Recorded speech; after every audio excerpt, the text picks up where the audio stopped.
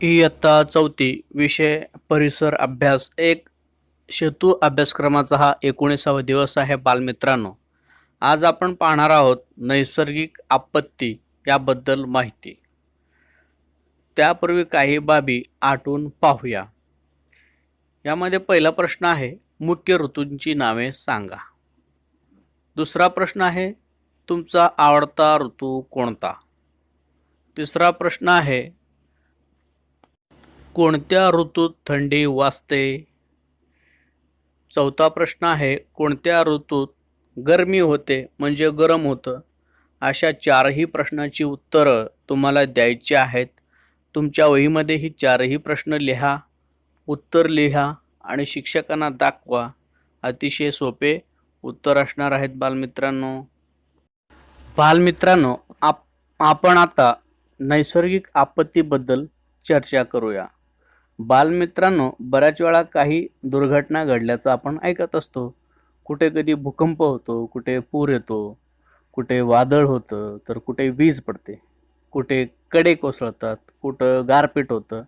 अशा या दुर्घटनामुळे अनेक माणसं जखमी होतात, काही मृत्युमुखीसुद्धा पडतात, लोकांची घरे पडतात, पाळीव जनावरांचे मरण ओढवते. काही दुर्घटनांमध्ये शेतातल्या उभ्या पिकांचा नाश होतो, मालमत्तेचं प्रचंड नुकसान होतं. त्यामुळे लोकांचं जीवन विस्कळीत होऊन जातं.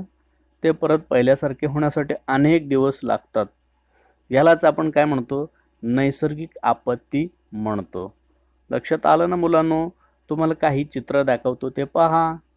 बालमित्रांनो, आपल्या महाराष्ट्र राज्यामध्ये 4 महिने पावसाळ्याचा असतो. आपल्या देशामध्ये मोसमी प्रकारचा पाऊस पडतो.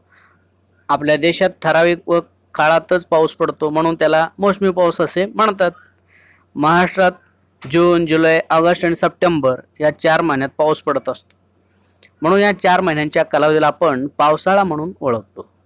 महाराष्ट्रात पावसाळा सुरू व्हायच्या आधी काही ठिकाणी एखाद्या दिवशी अचानक ढग जमून येतात, विजा चमकतात आणि ढगांचा गडगडाट होतो. थोडा वेळ जोराचा पाऊस पडतो, त्याला आपण वळवाचा पाऊस किंवा वळीव पाऊस असे म्हणतो. हा शब्द तुम्ही कधीतरी ऐकला असेल.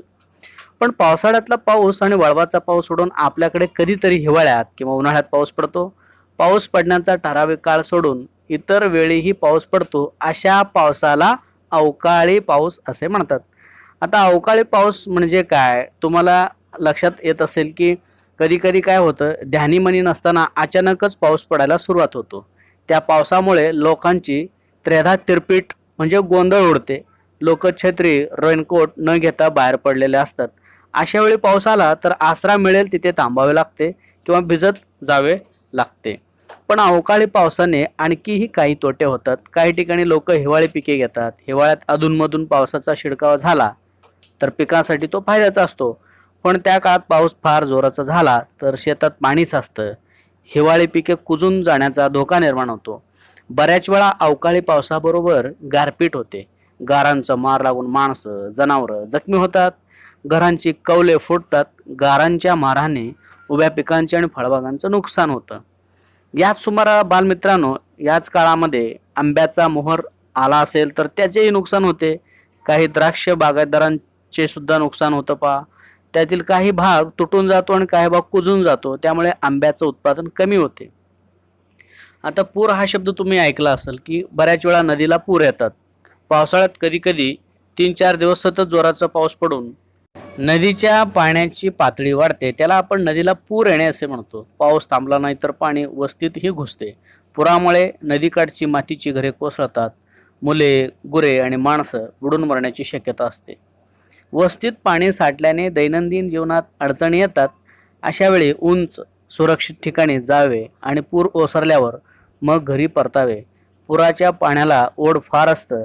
पुराच्या पाण्यात पोहणे धोक्याचं ठरतं. बालमित्रांनो, तुम्ही टी व्हीवर बातम्यासुद्धा मागच्या वर्षी बघितलं असेल की सांगली, कोल्हापूर, सोलापूर या जिल्ह्यामध्ये अक्षरशः लोकांची धावपळ झाली.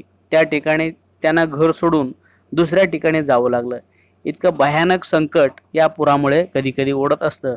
अशा प्रकारे आज आपण नैसर्गिक आपत्तीबद्दल माहिती घेतली. मुलांनो, तुम्हाला स्क्रीनवर दिसणाऱ्या काही प्रश्नांची उत्तरं तुम्हाला लिहायची आहेत. या ठिकाणी पाऊस नाही पडला तर काय होईल, पूर येणे म्हणजे काय, अवकाळी पाऊस कशाला म्हणतात, पुराच्या पाण्यात पोहावे का? पाऊस थांबला नाही तर काय होईल? नैसर्गिक आपत्ती कशाला म्हणतात? या सर्व प्रश्नांची उत्तरं तुम्हाला या व्हिडिओ ऐकल्यानंतर पाहिल्यानंतर लक्षात येईल आणि तुमच्या वहीमध्ये तुम्हाला लिहून पण ठेवायचं आहे.